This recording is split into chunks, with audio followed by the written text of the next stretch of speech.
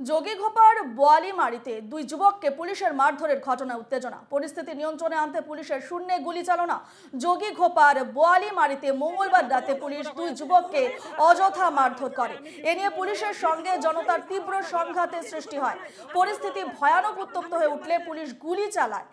যোগীঘোপা থানার মাঝের আলগা নদী পুলিশ ফাঁড়ির একদল পুলিশ নিয়ম মাফিক টহল দেবার সময় ঘটে এই ঘটনা।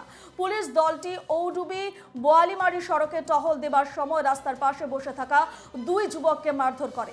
এই ঘটনায় দ্রুত উত্তেজনা ছড়িয়ে পড়ে। উত্তেজিত জনতা পুলিশ দলটিকে ঘিরে ফেলে, লাঠি সোঁটা নিয়ে আক্রমণের চেষ্টা করে। পুলিশ শূন্যে এক রাউন্ড গুলি চালিয়ে ঘটনাস্থল থেকে পালিয়ে যায়।